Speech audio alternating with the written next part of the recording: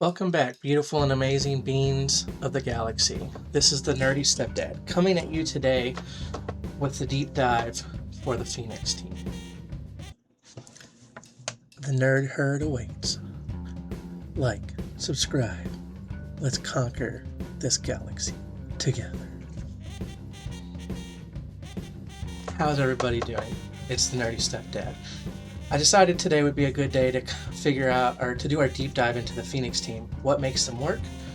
Why are they so viable? When are they best utilized? Early game, mid game, late game? We're going to get into all of that. What are the best mods for the team? And exactly why do they work? So we're going to get into that in the video right now. So what makes this team really work is a combination of Phoenix and Hera. We're going to go ahead and look here at Captain Rex, the Lost Commander. It says whenever any other Phoenix ally uses a special ability, Rex assists, dealing 40% less damage. Whenever a clone trooper or Phoenix ally is inflicted with a debuff, Rex will gain 5% turn meter per debuff and allies recover 5% health and protection. So he's going to assist, and they're going to gain turn meter and health and protection. So when you pair that with Hera's Rise Together, each active Phoenix ally grants their unique ability to other Phoenix allies. In addition, whenever a Phoenix ally uses a special ability, they gain 20% turn meter if Hera is active. This effect is doubled for Phoenix allies with less than full health. So what does that mean? It means that anytime any Phoenix member uses a special ability, all of the Phoenix allies are going to assist, dealing less damage, but still assists. And they're all going to be gaining a ton of turn meter. It's not as much turn meter as the Trooper team, but it's still a lot of turn meter. So for a long time, Phoenix was a great early game team, and then they just died mid-game and horrendous late game. But when Old Man Rex came in with that ability, it revitalized this team and really made them viable even through late game. In my main account, I am still using Phoenix in Territory Wars and in GAC to counter Reva-led Inquisitors.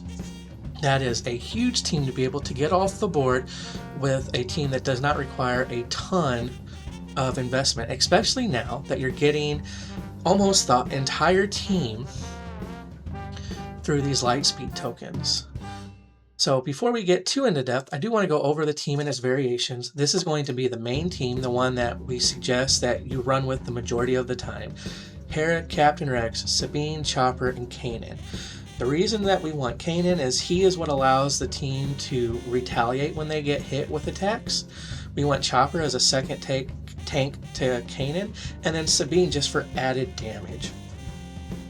Some people will replace Sabine, put her on a Mandalorian team, and put in Zeb, because Zeb has a stun that's pretty consistent when he uses it, and so it can really stun a whole team with him. So he is a viable replacement for Sabine. He doesn't do as much damage, but if the whole team is stunned, they're not going to kill you. So it's still a viable option. Whatever you do, do not put Ezra on this team. Don't do this. He hits hard. He does, especially early game. You're going to think, oh man, he's going to be great. He just doesn't work with this team very well. He's better suited into a Jedi team or a Rebel team. He's just not great for the Phoenix team. And yes, he'll work with them and the team will be viable, but he's just not your best option. It's better to have a low gear Kanan in than it is to have Ezra on the team.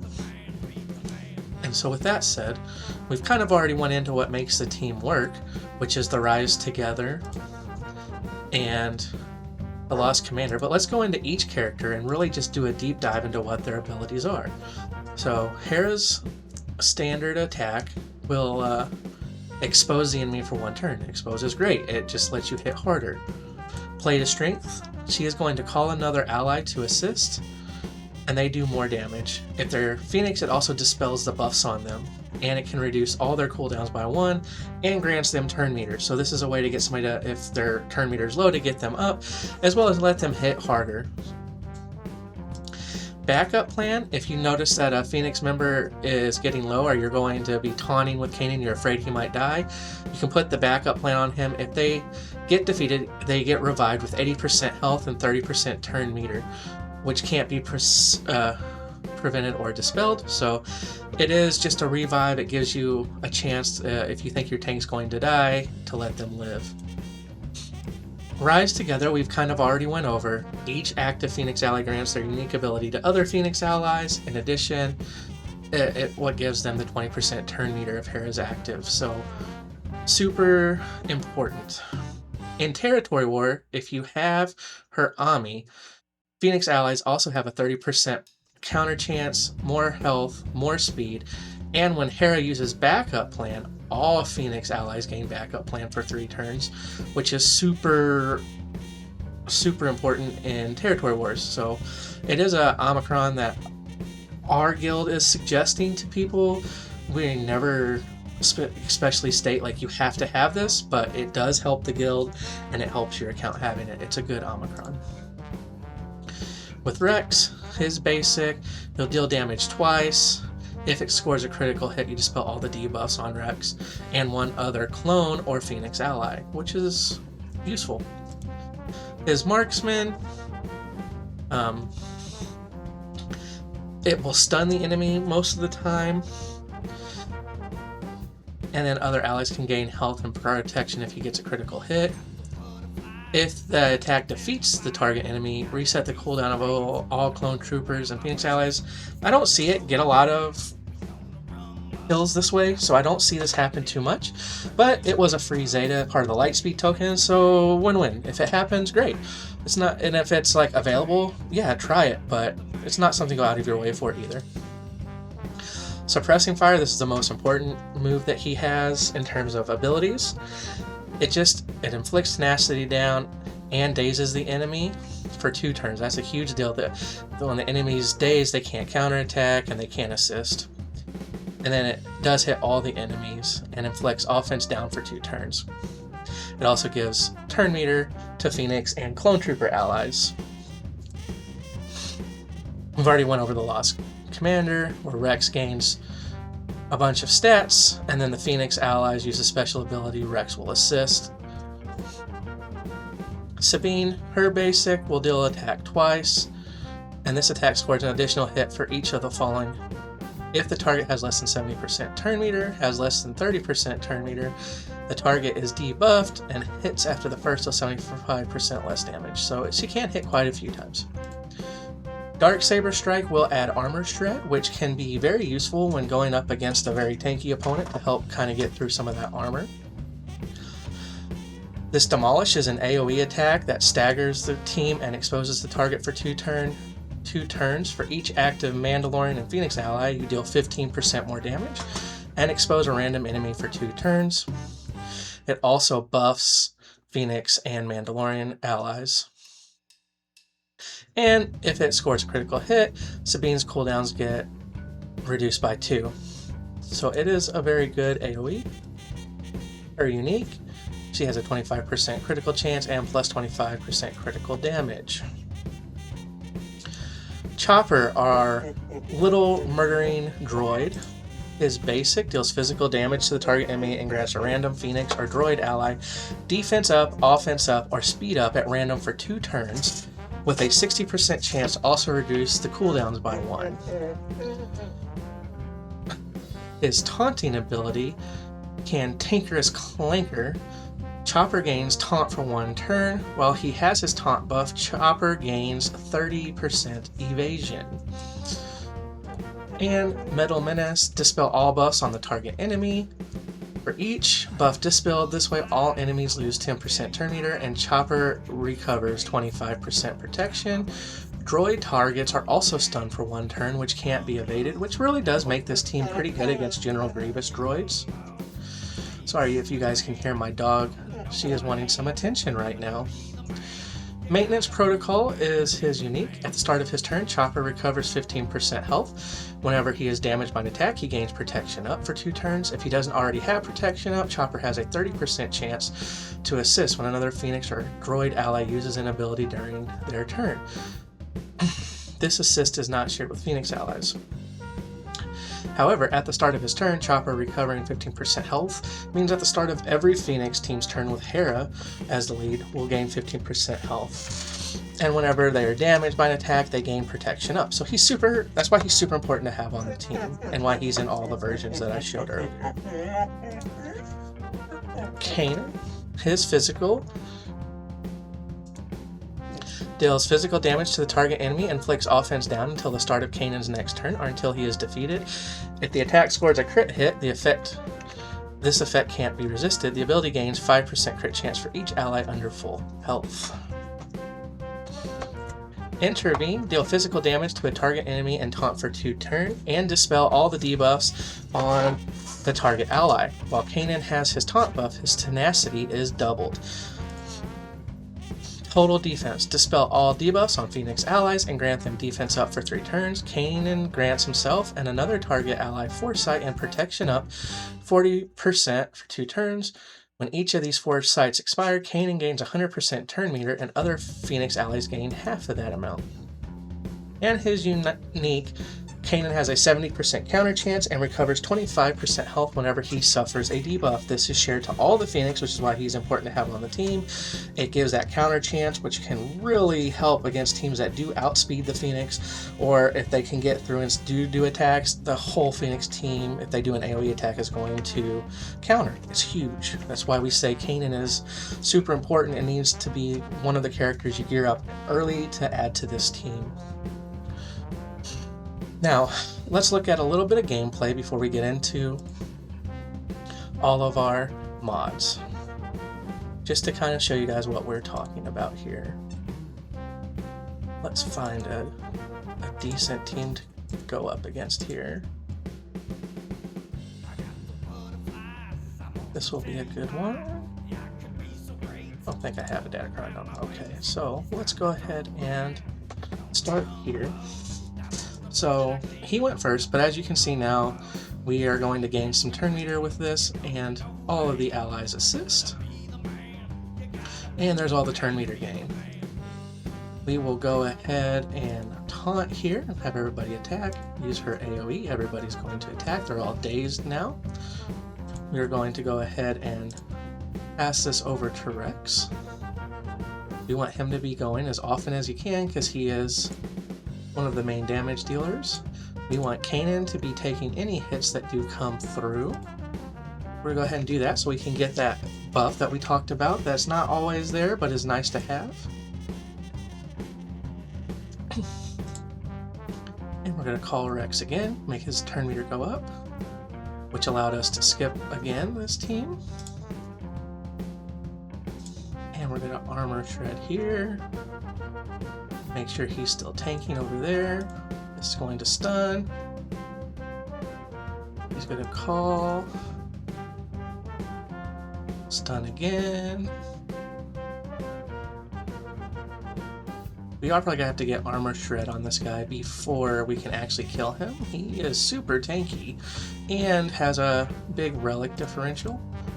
But this just goes to show that with this team you can punch up against heavier, more equipped relic teams.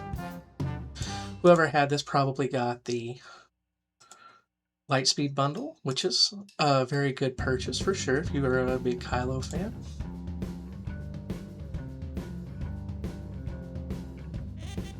And it is just going to take some time because he is so tanky and we are in a relic differential. But we can keep him pretty much stun locked, and once we get that armor shred up high enough, he does go down. So that's what makes that Phoenix team really hum, is that Hera-Rex duo, and it just perpetuates the rest of the team and allows you to really punch up against higher relic teams. Now, how are we going to be modding? Let's go ahead and start with Hera. We are going to want to give her health and speed bonuses. The arrow will be a speed bonus, the triangle, protection, circle, protection, and cross protection, because we want Hera to stay alive. If Hera dies, we lose a lot of our bonuses, and so we really want to do our best to keep her alive, which is why we typically suggest running Chopper and Kanan as 2 tanks, it should keep most people off of her. Now, let's go ahead and go to Captain Rex. And best mods. Health and speed again. Arrow, speed, triangle, crit damage, circle, health, cross potency. And you want that potency to really help land those staggers with his 3rd ability, the AoE. So that's why we want that potency, to make sure he's hitting as many debuffs as he can, and to make sure his stun lands. Next, we'll go to Sabine. Crit chance and crit damage, with the arrow being speed, triangle being crit damage, circle being protection, and cross being potency. Once again, we want that potency to make sure that those staggers are hitting in her AoE. Let's go look at the Murder Droid. Health and speed, with arrow speed, and then protection across the board, just because he is a tankier character. He's one of the tanks. More protection, the longer he lives, the better chance you have of winning. Let's go look at Kanan.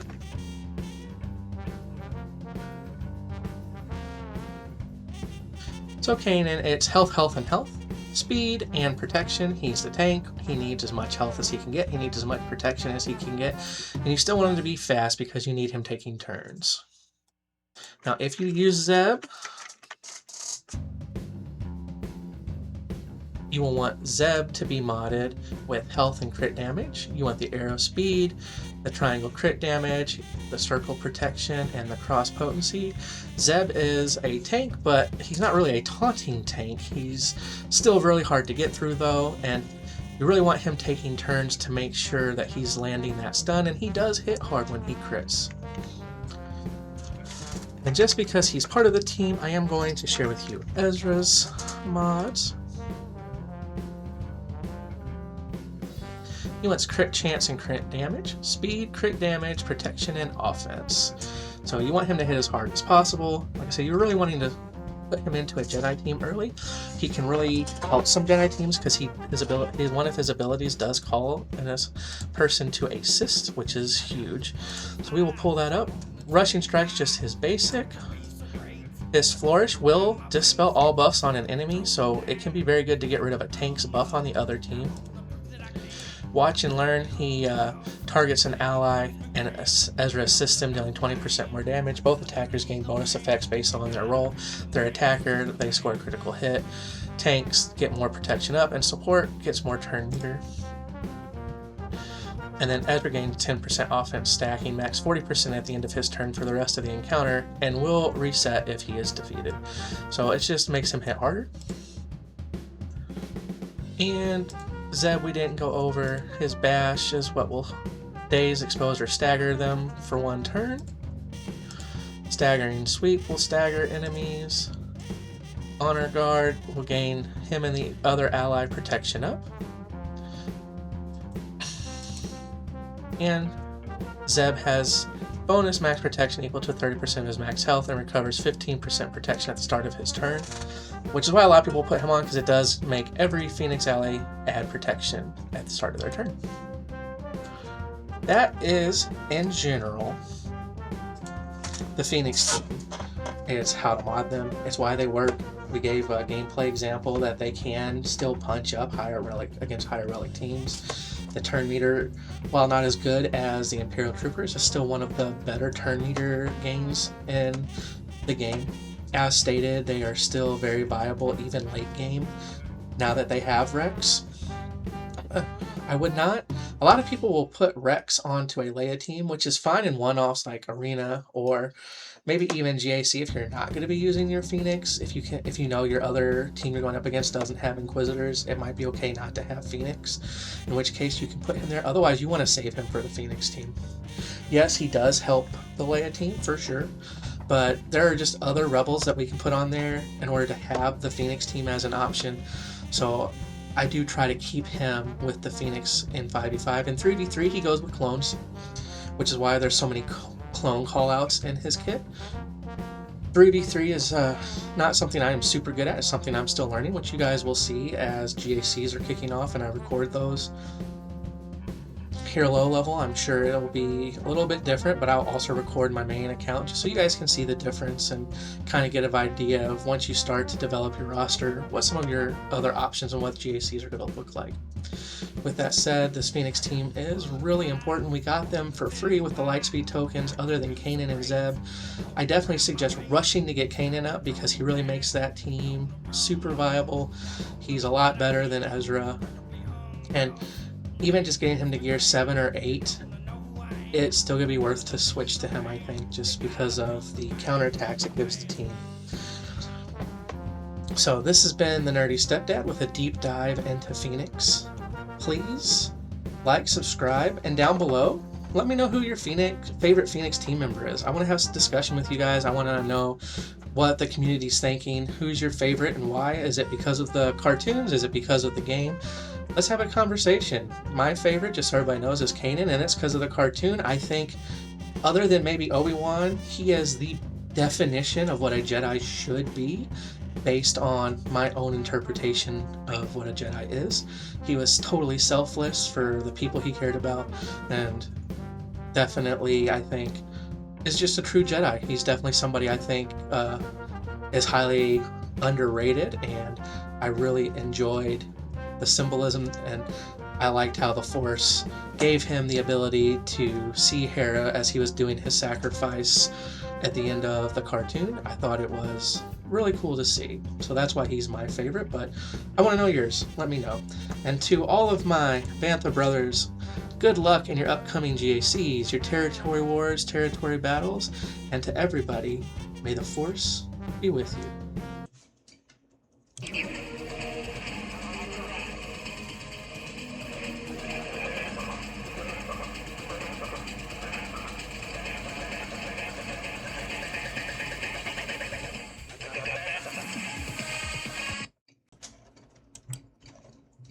Where are you going, Nerdy? For a nap.